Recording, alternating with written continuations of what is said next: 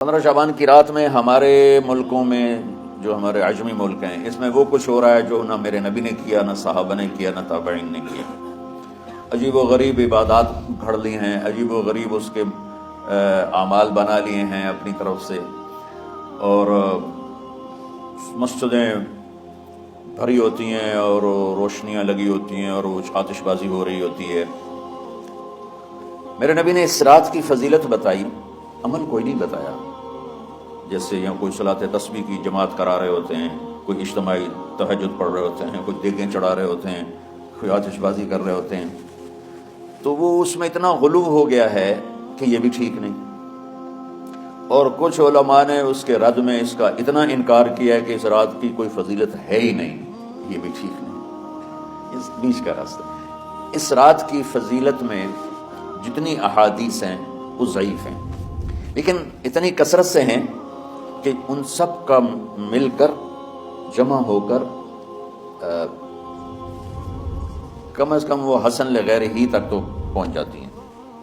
اور ابن عثیمین رحمۃ اللہ علیہ نے بھی یہ لکھا ہے کہ زیادہ سے زیادہ ان احادیث کے مجموعے سے، چونکہ اگرچہ ضعیف ہیں لیکن کافی زیادہ ہیں، تو وہ حسن لغیر ہی تک پہنچ جاتی ہیں۔ تو حسن لغیر ہی سے کوئی عمل ثابت نہیں ہوتا، عمل ثابت ہوتا ہے صحیح حدیث کے سے۔ ایک احادیث کی کثرت سے روایات اور ایک امت کا عمل، کہ امت کا بہت بڑا طبقہ صدیوں سے اس رات کا اہتمام کر رہا ہے، لیکن کچھ عرصہ پہلے تک اہتمام تھا دن میں روزہ رکھنا، رات کو کوئی نوافل پڑھ لینا، کوئی دو چار زیادہ پڑھ لینا، لیکن اب یہ ڈھول تماشے جو اب شروع ہوا ہے اس کا تو کوئی وجود ہی کوئی نہیں ہے۔ تو اس رات کو اللہ تعالیٰ نے مبارک بنایا، اور حدیث پاک میں آتا ہے کہ اللہ تعالیٰ اس رات میں ساری دنیا کے لوگوں کی بخشش فرماتا ہے سوائے 5 آدمیوں کے، 5 کے سوا سب اہل ایمان کی بخشش ہو جاتی ہے۔ مشرک، المشرک، پہلا مشرک، دوسرا مشاحن، مشاحن کیسے کہتے ہیں؟ دل میں بغض رکھنے والا، کینہ رکھنے والا۔ تیسرا مسبل ازارہ، اپنے پاجامے شلوار چادر کو ٹخنوں سے نیچے تک لے جانے والا، لیکن ایک شرط کے ساتھ کہ وہ تکبر کی وجہ سے، سستی کی وجہ سے ہے، غفلت کی وجہ سے ہے۔ کیونکہ جب آپ نے ایک مرتبہ اس کے بارے میں بات کی تو حضرت ابوبکر صدیق نے کہا یا رسول اللہ، میری چادر، عرب چادر باندھتے تھے جیسے ہمارے پنجاب کا لباس چادر تھا، اب وہ کم ہو گئے، ہماری تو بزرگ عورتیں بھی اور مرد بھی سب چادر باندھتے تھے، شلوار تو کسی کو پتہ ہی نہیں ہوتا تھا ہمارے بچپن میں۔ یہ تو پھر آہستہ آہستہ جب تعلیم آئی تو شلوار دیہاتوں میں بھی اور شہروں میں عام ہو گئی۔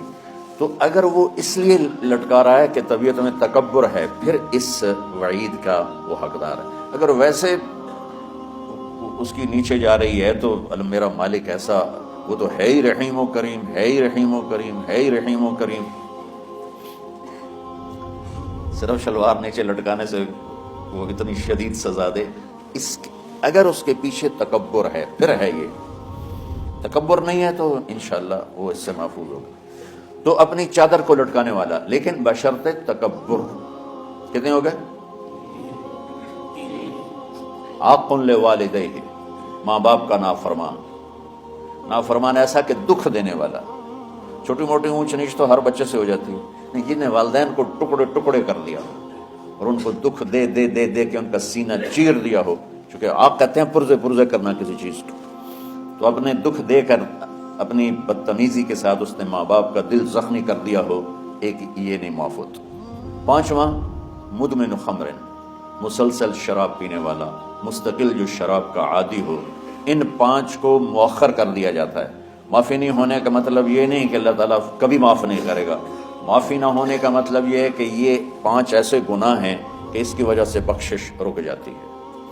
اگر وہ شرک سے نکل آئے، وہ کینہ سے نکل آئے، وہ تکبر سے نکل آئے، وہ والدین کی نافرمانی سے نکل آئے، شراب چھوڑ دے، تو ان کی بھی بخشش ہو جاتی ہے۔ جب کوئی توبہ کرے گا فوراً بخشش ہو جائے گی۔ نہ 15 شعبان کی ضرورت ہے، نہ لیلۃ القدر کی ضرورت ہے، نہ بیت اللہ جانے کے ساتھ توبہ کی شرط ہے۔ جہاں بھی وہ بیٹھ کے توبہ کرے گا، جس لمحے میں کرے گا، اسی وقت اس کی توبہ قبول ہوگی اور اللہ اس کے پچھلے سارے گناہوں کو معاف فرما دے گا۔ دن کا روزہ، رات کا قیام، زیادہ زیادہ قیام سے مراد نوافل ہیں، کوئی گھر میں پڑھ لے، کوئی مسجد میں پڑھ لے۔ نوافل، نفلی عبادات گھر میں ہی افضل ہوتی ہیں۔ میرے نبی سنتیں ہمیشہ گھر سے پڑھ کے آتے تھے، تہجد اپنے گھر میں پڑھتے تھے، مسجد میں نہیں پڑھتے تھے، سوائے اعتکاف کے آپ اپنے نوافل سنتیں سب گھر میں پڑھتے تھے اور مسجد میں صرف فرض آ کے ادا فرماتے تھے، اور اس کے بعد بیٹھنا ہوتا تھا تو بیٹھ جاتے تھے، اٹھنا ہوتا تھا تو اٹھ جاتے تھے۔ تو اعتدال اللہ کو ہر چیز میں پسند ہے۔ دنیا جو مختصر ہے اس میں کیسے پسند نہیں ہوگا؟ آخرت جیسے معاملے میں بھی اللہ ہم سے کہہ رہا ہے اعتدال، امتن وسطا۔ ایسے عیسائیوں کی طرح ترک دنیا بھی نہ کرو، یہودیوں کی طرح دنیا کے پیچھے نہ پڑ جاؤ، رزق حلال بھی کماؤ، اپنے بچوں کو بھی دیکھو، اپنے فرائض کو بھی دیکھو جو دنیاوی ہیں، اور اللہ سے بھی اپنا معاملہ ٹھیک کرو اور درست کرو۔ بعد کے زمانے میں صحابہ کے بعد سے ہی ایک انتہا پسندی امت میں آئی، ساری ساری رات جاگنا۔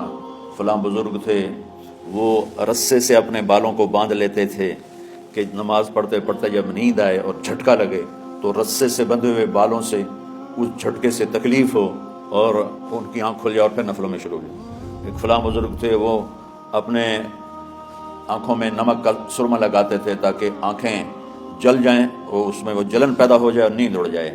یہ ایسے واقعات بھرے پڑے ہیں۔ فلاں بزرگ تھے، انہوں نے 30 سال عشاء کے وضو سے فجر کی نماز ادا کی۔ یہ اپنی جگہ پہ بزرگی ہے، لیکن یہ بھائیو یہ دین ہم پیش نہیں کر سکتے۔